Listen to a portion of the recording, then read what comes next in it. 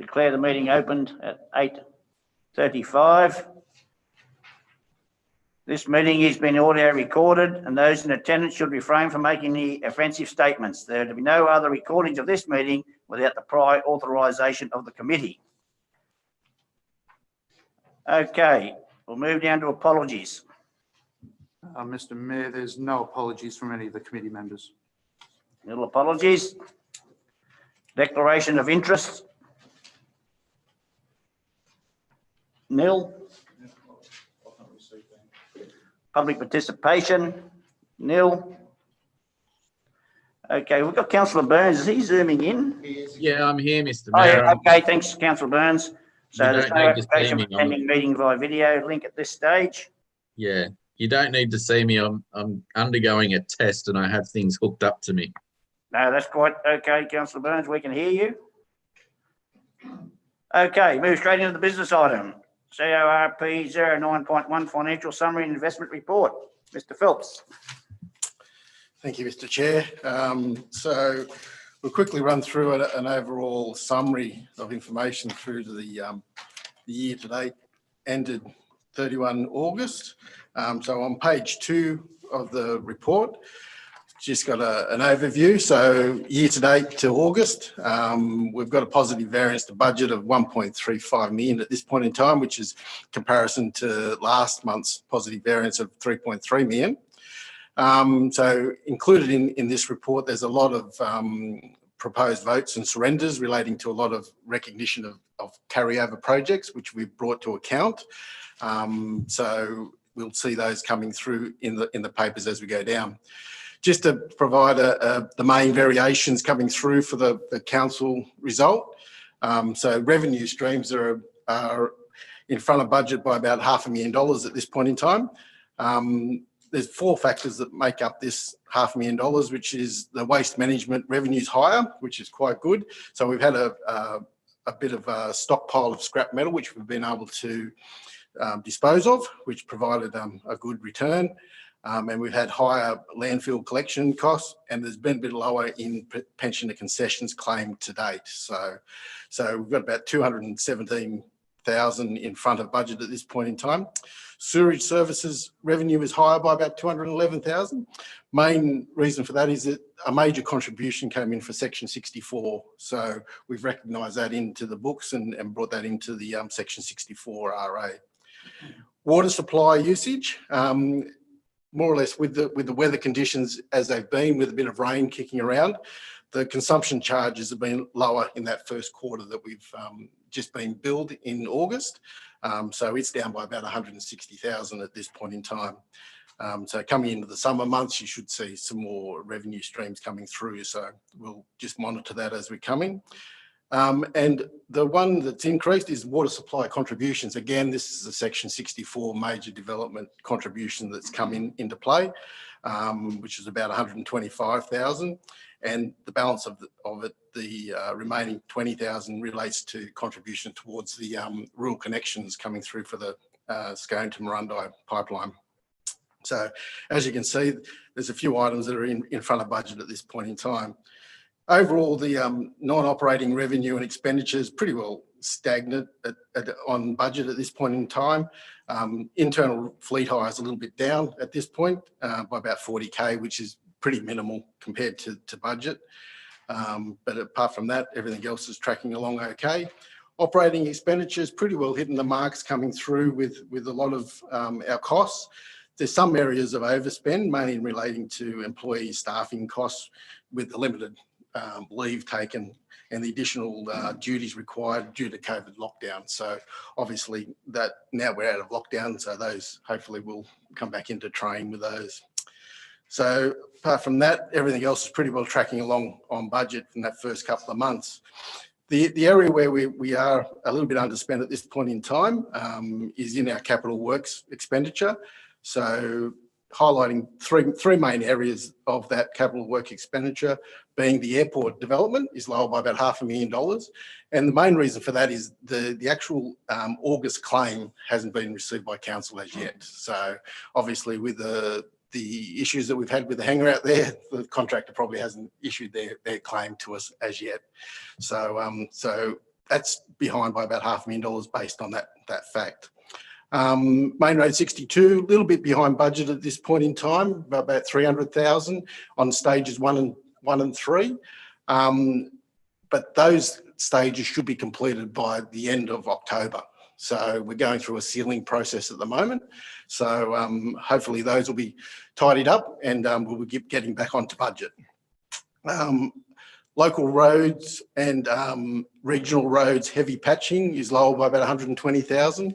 Again, we've got a number of roads that are being heavy patched at this point in time, and we're looking at finalising all the heavy patching before the end of November in train for the actual reseals to take effect. So we've got those programmed and scheduled in over the October-November month to fully expend that. So as you can see, the items that are underspent at the moment will catch up rather quick coming through. The budget position overall is pretty well exactly the same as what it was at 1 July. The variations or the actual request surrenders and also the request votes coming through equal out to zero at the end of the day. So it's back in line. Council's bank funds and investments, we've got about $38 million in the bank at the moment. 37 of that is in investments at this point in time. And it's pretty, when we have a look at the actual graphs and everything coming through, you'll see a bit of a cyclic trend there where we have a fair bit of money at the beginning of the year and then start spending into the projects as it comes through to the end of the year. Moving on to the capital expenditure report. Here we've got our total capital expenditure has got a new revised budget of $64.6 million. Based a little bit, pretty stagnant on what we actually adopted in the original budget. So we went up a little bit last month with some votes, but this month with all the other adjustments for carryover projects has brought it back in line with what we had in the original budget. So obviously we're finalising the end of year processing at the moment, and there could be a few little votes coming through. Overall, based on the total spend to date, we've done $2.4 million in spend, which is just 3.7% of our overall revised budget coming through. If you move over now just to the summary pages, so this just gives you an overview of where the service areas are tracking, pages 6 through to 9. So included in there, we've got the fund summary, which gives the high level picture of the council, and then it runs into the service areas in all the functions. So a number of votes, as you can see, coming through and surrenders. So by the bottom line on page 9, you'll see that it's come back to nil in that. And then if you flick over to pages 10 and 11, here we've got the votes and surrenders that are coming through. And as you can see, the wording is very much similar all the way down there. If you get your magnifying glass out, I know it's a little bit small, but the capital works carryover balances from the 2021 year. So a lot of those coming through. And also we've recognised a little bit of extra revenue for our waste area, being the additional scrap metal from the stockpiles. And we've also recognised the contributions that have come through from the Section 64s coming into the mix. Just excuse, sorry, Mr. Phelps. Can I just ask, do we think that will be affected by the fact that we weren't offering full service at the waste transfer stations? Will that sort of, now that we're opening them back up, will that become the opposite next month sort of thing? No. The actual revenue streams that are there is mainly to get rid of our major stockpile. So we had a fair bit of stockpile put aside up at the landfill sites. So it's pretty well clearing that stockpile away, but we will receive more scrap metal as it's coming through. And I think the next lot of disposals won't happen until next February, March. So. Okay. Yep. No worries. So it's not a monthly type thing. No, okay. No, it's not a monthly thing. It's more or less when we receive the actual scrap metal coming in get through the gate. So yeah, it's one of those things that we do a couple of times a year just to get rid of it and get a bit of dollars on the bottom line. Lovely, thank you. Next couple of pages is more or less our bank reconciliation and bank investments. And as you see by the worm there, trending up, which is great, which is pretty well over the period from May through to August, which encompasses when we've done our borrowings in June for the airport. So we'll be spending all that money over the course of the next 4 months. And also some financial assistance grants in advance. So, and also other grants that the government wanted to give us in advance before their year end. So we received some grant funding in advance. So that's what pushes it up. But as you can see from the previous year, it goes up and then starts coming down once we get into the spends on a lot of the capital works program. Investment side of things, $37 million, as you can see, paltry rates, very, very paltry. And there's no view to those jumping up in any foreseeable future. So I think we're stuck with those rates for probably at least the next 12 to 18 months. Next few pages we've got here more or less runs into the capital works expenditure. We've got the summary page that happens on page 14, more or less gives you the overview of the service areas of the underspends coming through. As you can see, that the transport area is the main area that's underspent at this point in time, and that money due to those first couple of projects that we highlighted in the summary, being the airport and also Main Road 62. So that's predominantly where the underspends are at this point. And then it just goes into the more detailed version of the capital works expenditure, just for your information. Any questions? No questions, councillors? No, thank you. All good. Okay, councillors, if you go back to page 1, you've got 5 points for the recommendation. Someone like to move? I'll move it. Move councillor Burns, second councillor Campbell. All in favour? Aye. Against? Carried. Nice and quick. Over to page 30, Scone Airport project update. Chris, you have the floor. Thank you, Mr. Chair. So we'll start off by going through the table here. So the Hunter Warbirds contract, as we all know, it's behind scheduled progress. Works at the time of writing this report, works on the hangar component had ceased. Structural design for the remedial works had been done. It was being reviewed. There was three engineers, 2 of them independent from the original design, have reviewed the remedial works. The schedule was reviewed and we've been informed that the remedial works will push back the completion of Kingston's work until early February. And then after that, it's a couple of weeks for Freeman Ryan Design to come in and do the fit out of the audio visual in the hangar. So overall, it's going to be late February before that work is completed in total on the hangar.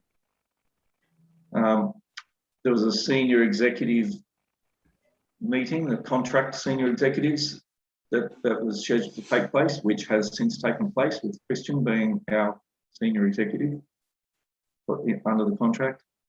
And that escalated, just made sure that the senior executives of each company were talking to each other about this. So it was more of a tactical contractual thing rather than, there wasn't an indication that anything had gotten worse. It was just that we thought this was the gravity that needed to be. May I ask a question? Yes. Campbell. Has the final detail of rectification been decided by the engineers?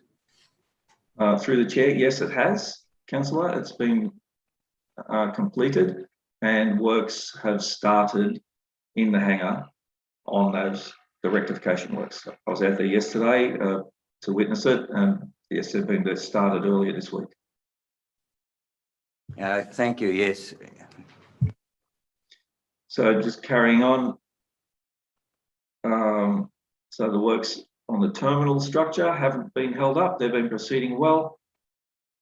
Budget.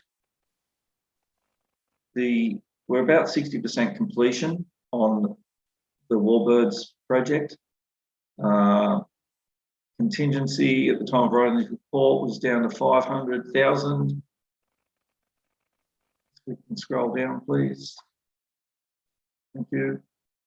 All the variations for the SI contract were approved and resolved at this stage.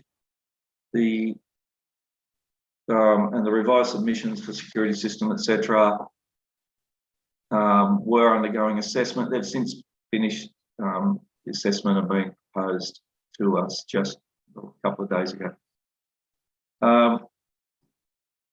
As I've said before, the design for the remedial works is finalised and work has started on it.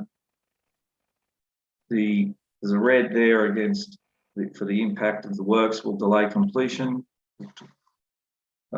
Contractors, Kingston, they're fulfilling their contractual obligations. They're wearing the total cost of all of this remediation works, and they've been working cooperatively with us to make sure that things progress. And work health and safety, there was no incidents in the past month. In fact, the work health and safety management on site is quite good. There's a lot of activity out there now, and yeah, everything seems to be controlled quite well. So this period's progress summary: the remedial works design has been completed. The terminal steel frame has been erected. The terminal structural steel was also erected, and that's to support the balconies and second floor balcony. So that's completed. The roof trusses have been constructed. They've since been completed. And the concrete slabs for the fire tanks and the pump house were poured, and preliminary landscape works have been completed. They've shaped up the drainage swales around the externals of the site. So, Mr. Mayor, just a question for Chris. Yes, Councillor Watts. Has the, I had to turn off and return off, so I missed the start of your presentation, Chris, sorry. But just in relation to the move out to February now, how much room does that give us for our event? Through the chair, the event is scheduled for, I think, the 26th of March. So that is getting tighter than it was. Yeah. We're cognizant of that. At the moment, we still believe, and the people organising the event still believe that we've got, it'll all come together. But we'll be keeping our eye on it, and if there's any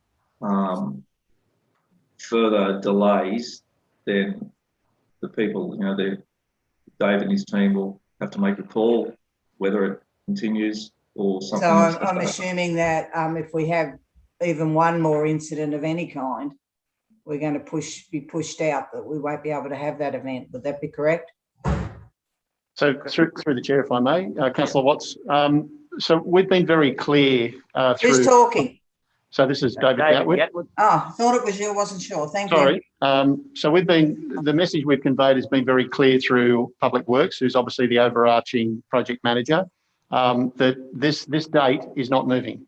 So we are moving at a pace towards the two-day air show for the 26th and 27th of March. So we've successfully renegotiated timings of Freeman Ryan Design to do all of the exhibition. That's the last piece of work that will be required before we officially open the Hunter Warbirds. So that is set down for the 7th of February.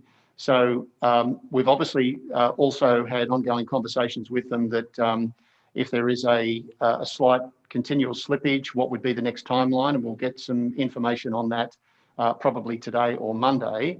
But effectively, that 26th and 27th at this stage is locked in stone. Okay, so that's what I'm saying. If there's any other incident, that event will not be able to go ahead. Well, it would need to be a major incident, that's for sure. And obviously, not taking away from Chris's response, the heat has been turned up on Kingston, the contractor, to ensure that they claw back as much of this lost time as possible. Thanks, David. Thanks, Chris. David, just add to that, and Chris, if that was to happen, would we consider still having the air show without the actual aviation attraction centre opened? I mean, it's Well, something that could. look, it's a possibility, but obviously, I mean, apart from moving from a 1-day to a 2-day air show, we wanted to really showcase the official opening of that facility. You know, if the unforeseen were to happen, we can still run the 2-day air show. Thank you. And just while I'm talking there, Mr. Mayor, I don't think you moved that Councillor Abbott was an apology. We talked about that, Councillor Watts. Councillor Abbott's actually not on the committee. So. Oh, my only apologies. Committee members. Thank you. Okay, Chris, back to you. Thank you, Mr. Chair. So the next 3 months, the remedial works on the hangar structure will be done and completed within the next 3 months. Oh, sorry, this is the next period. So within the next month, the remedial works will continue. As I said, they've already started. The terminal roof will be done. It's actually finished, the roof itself on the terminal, and the cladding of the external walls will start next week of the terminal. The services are being roughed in. At the moment, there's electricians, plumbers, communications guys, all there putting services in, the mechanical guys putting AC in as well. So it's a hive of activity out there.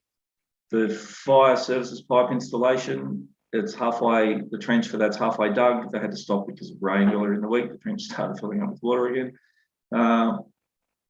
Construction of the hangar to apron slab will be done, and the fire tanks will arrive and start to be completed, and the pump house being built.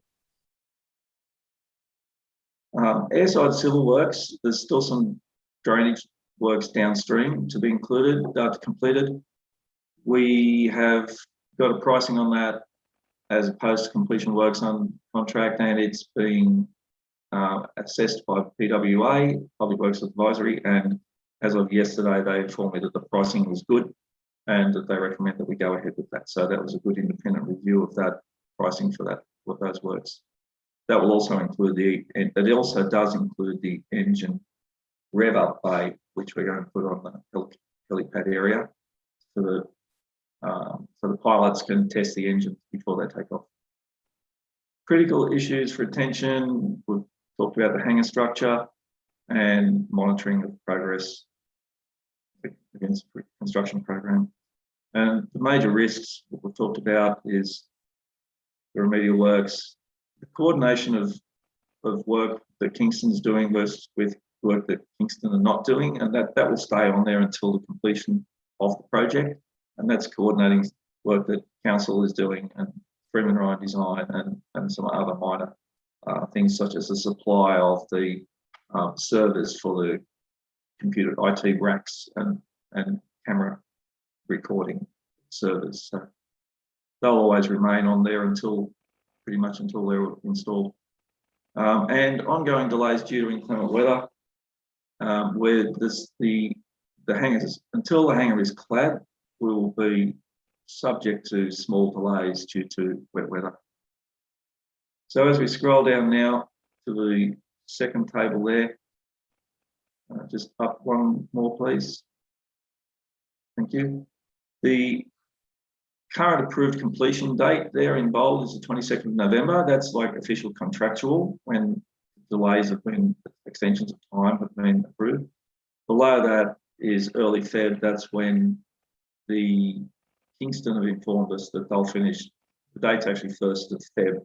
That's coming early this week, 1st of Feb, which will allow Kingston Freeman Ryan Design to get in on the 7th of Feb to do the fit out. So as we scroll down to there, you can see that towards the bottom of that table, exhibition installation starts on the 7th and overall completion on the 21st. So scrolling down, we keep scrolling, please. To the next table. Oh, that's the budget. If you scroll down to the next table, there we go, the expenditure. So overall, we've spent about $15.5 million on the project to date. as Wayne Phelps said in his presentation, that Kingston didn't submit a quote for the end of last month, so we're a little bit behind in that, but they'll catch up on that. And if we scroll down and keep scrolling, I think we just get to the risk summary there, which I won't rehash that. It's everything we've talked about, just summarised in the table there. And that brings me to the end of the report. Do I have any? Is there any questions? Mr. Chair, may I ask a question of Chris? Yes. There was some concern regarding the small, shall we say, blips in the taxiway. I just noticed here that it's been completed. Is there anything further on that? Have they been rectified, or will they be rectified, or are they not of any consequence? Through the chair, I believe you're talking about the cracking that was appearing, longitudinal cracks in the runway. They have been sealed. We got a seal crew in, the crew that we use to seal cracks on our road network here. They came and spent a morning sealing the cracks on the runway. It looks good. The runway, Mark, who controls the runway and the airports out there, the safety officer, he's happy with the job. And in fact, I haven't even heard a positive or negative comment from anybody outside this organisation as far as pilots or anyone goes. So that will just be an ongoing operational expense due to the nature of the soils that the airport is built on. You'll get that movement, and we'll just have to keep sealing them. If we keep them sealed, it keeps the water out and it maintains the integrity of the runway surface. All right, thank you. Thank you, Chris. Any further questions? Just a comment, Mr. Chair. We committed at the last meeting to provide fortnightly updates on this to the councillors. The next one's due today, so we'll continue those fortnightly updates coming through. Just the one I will be pushing shortly, Mr. Chairman, I talked to you about, is having another drop-in session if COVID restrictions allow us to, just to tell the community what's going on. Yeah, no, we'll look at organising something like with that. Yep. Thanks. And just the other quick one, I think it's a credit to the powers that be, is the condition and the appearance of the runway and the airport and the surroundings is brilliant. And that's been spoke about certainly by people I've spoke to. So well done, team. Okay, no further questions. We'll move back to page 30, the recommendation. The council just received the report. Got a mover, Councillor Campbell, second Councillor Fisher. All in favour? Against? Carried. Over to page 38, update on property matters. Mr. Gatwood. Thank you, Mr. Chair. So this is just a general update on all matters property. I'll move fairly swiftly through this because for the most part, it's just a continuation of the previous reporting. But as no doubt you're all aware, we do have a fairly diverse portfolio of properties, 514 in total, 139 of which are Crown land, which obviously council is the manager for those parcels. We have 23 properties that are currently available for lease, and these are a mix of commercial shops, residences, units and houses, and also vacant land.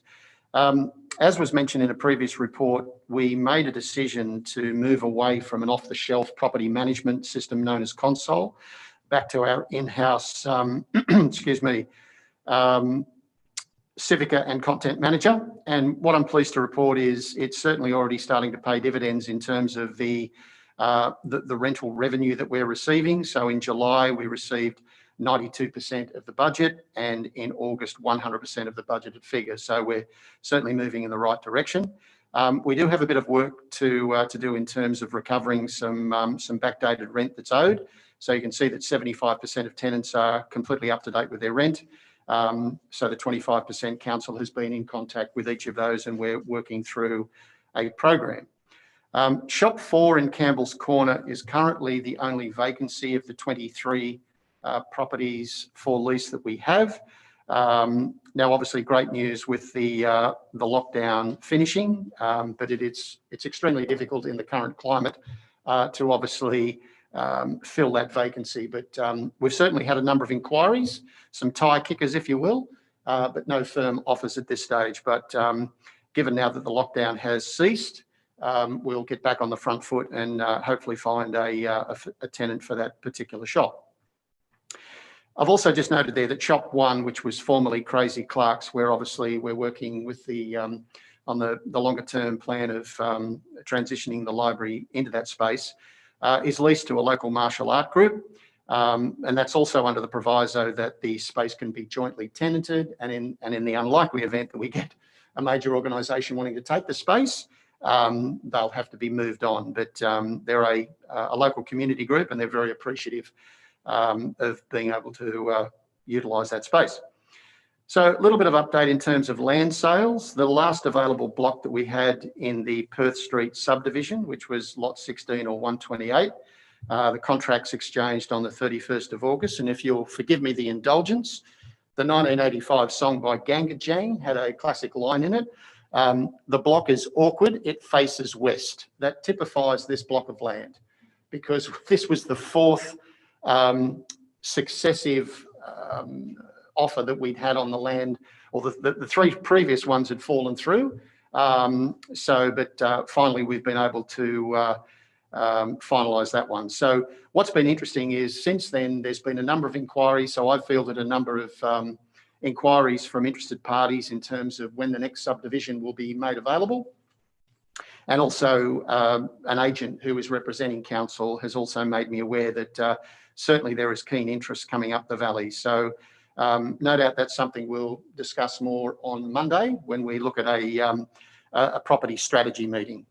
Mr. Chair, if I may just ask, it's on that matter, but also on the Campbell's Corner, has there was suggested there was some keen interest in using the top floors for office space and that sort of thing. Has that interest from outside and also locally continued, or has it just been a one-off? No, so thank you, Councillor Campbell. So where that's at the moment is obviously we have we've applied for some grant funding to do a business plan for upstairs, because there are, we've looked at a number of different solutions that we can do. There's not been any particular party that has come forward with a firm offer for leasing any of that space. There has been some casual interest, but what was considered the most appropriate way forward was to get an independent third-party business review and recommendation. So hopefully, we'll be able to secure those funds and then obviously have a plan in place to move forward. Thank you. Just further to that, was the business plan also, I think it was mentioned, for the other sections of the Shire. I know it's particularly, it's very relevant, I think, for Campbell's Corner. Was there a business grant applied for to try and attract other business in the other part of the Shire? Or is that a separate issue? No, that's a separate issue. Right. Certainly what did happen was there was a business survey conducted on a smaller scale to get an indication in terms of, what was the local business sentiment and opportunities for obviously attracting new business into the Shire. Yeah. Thank you. So just moving on, there's also been a little bit of movement in terms of the blocks available out at the airport. So lot 7, 10B, Walter Pye, settled on the 31st of August. There was some work undertaken out at the Merriwar Medical Centre. Some fairly major renovations there, new accessible sliding doors with a ramp for ambulance parking. That was all constructed at the rear of the building. 2 doors for the procedure rooms were widened to allow the ambulance bed access. And obviously this is, flooring was installed to obviously ensure that there was compliance with the new health standards. And certainly what's been conveyed is that the tenants are very pleased with the outcome. Absolutely. I'd like to concur with those comments. It's Great. it's really been good and made a difference to that facility. Thanks, Thank Councillor. Just an update on the native title assessments, of which there are 65. 15 of these have been completed, 41 are awaiting responses in relation to Aboriginal land claims, 8 awaiting legal advice, and 3 are completed awaiting the appointment of a native title manager. A matter that has arisen again, largely due to the recent New South Wales state lockdown, is the National Cabinet Mandatory Code of Conduct for commercial leasing. And councillors would probably recall that in the April through to June period last year, council provided rental relief to a number of commercial tenants. Certainly, what I can tell you is that I know this states too, but we've had 3 tenants from Campbell's Corner who have formally applied. That's not formally, that's a spell check. Apologies for that. And a report will be going to, in fact, the September council meeting, not the October, with a recommendation. So one of the things that's very important is the mandatory code of conduct is a guideline, but it's incredibly important for landlords to engage in conversations and dialogues with the tenants to negotiate a suitable outcome. So certainly that's a report that will go to council and obviously be discussed. Obviously, two of those 3, because of the lockdowns, have been unable to trade. So therefore, their revenues have been significantly diminished over that period. That is pretty much it. I mentioned that there's going to be a property strategy meeting on Monday. So I'll just see if there's any questions. Thank you. Any questions? No. Just one for. Sorry, through you, Mr. Mayor. The results of that strategy will come back to the next corporate services or the one thereafter, or Through you, Mr. Mayor. The strategy meeting has been called by myself because I felt that we just had a lot of land that just wasn't being, I guess, utilised to its full potential. So I wanted to sit down with the director and Mr. Phelps and Mr. Gatwood just to identify where we should be pushing that strategy. We probably won't be in a position to bring anything back to the next meeting. We might be able to bring a summary of that meeting back. But it certainly won't be a strategy document at that stage. It'll just be what is our position, where are we heading, are there low-hanging fruit, are there parcels of land that we should be making a decision on immediately, and which parcels of land do we need more information on, and should we be getting consultant or some advice externally to guide us on those decisions. Thank you. No further questions? I've got one for Mr. Phelps. The sale of the blocks at the airport. I should know, where do those funds sit themselves back in the business? They sit back into land for resale. So they go back into the general fund. They don't sit with the airport. Thank you. Okay, no further questions. We go back to page 38, the recommendation that council note the report. Got a mover. Move councillor Fisher, second councillor Campbell. All in favour? Against? Carried. Okay, councillors, over to page 42. Response to previous questions. Councillor Abbott's not here. I'm quite happy. Okay. Any further questions from councillors? Councillor Watts? Councillor Burns? No, thank you, Mr. Mayor. Councillor Campbell? No, thank you, Mr. Mayor. Councillor Fisher? Okay, no further questions. Thank you, councillors and staff. We'll declare the meeting closed at 9:14. Thank you very much. Mr. Mayor, I'd just like to make a comment too, that I think the revised manner with which the Corporate Services Committee has done it is very good, and also bringing into some of the land valuations, etc. I think that's been very, very beneficial to what we've been doing. So I commend the committee, the directors on updating and presenting the reports in this way. Thank you, councillor Campbell. That'd just be a